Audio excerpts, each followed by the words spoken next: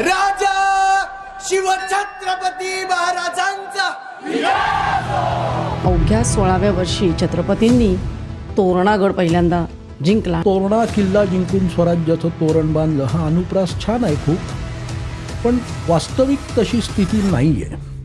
तोरणा प्रचंड उंच. काफी खान म्हणतो की सिंहगड ही जर सिंहाची गुहा असेल तर तोरणा हे गरुडाचं घरटं आहे. आभाळात घुसलेला आहे तो.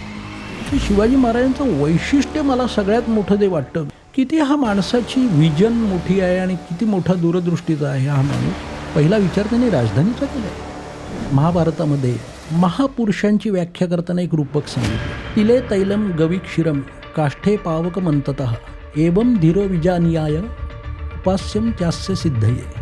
याचा अर्थच मुळी असा आहे की असा एखादाच महापुरुष जन्माला येतो की जो या सगळ्याचा समन्वय साधून त्या त्या वस्तूंमधनं तेल, दूध आणि अग्नी प्राप्त करून घेतो.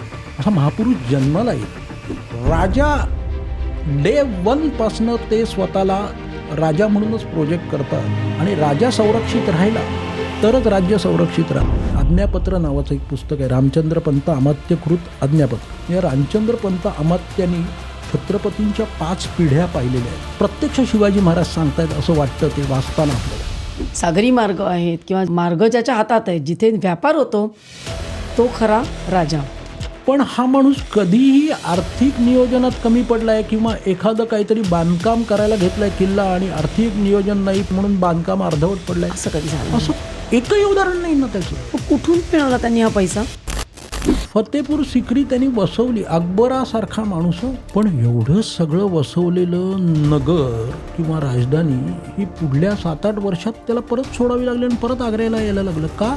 तर पाण्याचं नियोजनच नाही. शिवाजी महाराजांचा एकही किल्ला असा नाही की बांधायला काढला आणि पाणीच नाही म्हणून नियोजन. अन्नधान्य दारुगोळा असला तरी पाणी नाही तर काही नाही. अजूनही गड म्हटला की पहिले आपल्याला रायगड आठवतो. शिवाजी महाराजांनी रायरी जिंकल्यानंतर त्यांच्या मनातले जे काही विचार आहेत ते सभासदांनी लिहून ठेवले की राजा खासा जाऊन पाहता गड बहुत चखोट, अन्नधान्य आणि दारुगोळा ह्याचा पुरेसा साठा असेल, खालचं सगळं जग जरी त्याच्या विरुद्ध गेलं तरी वर्षानुवर्ष झुंजू शकतो. आणि दुसरं वाक्य त्याहूनही महत्त्वाचं आहे की फितुरीशिवाय हा गड जिंकता येणं शक्य नाही.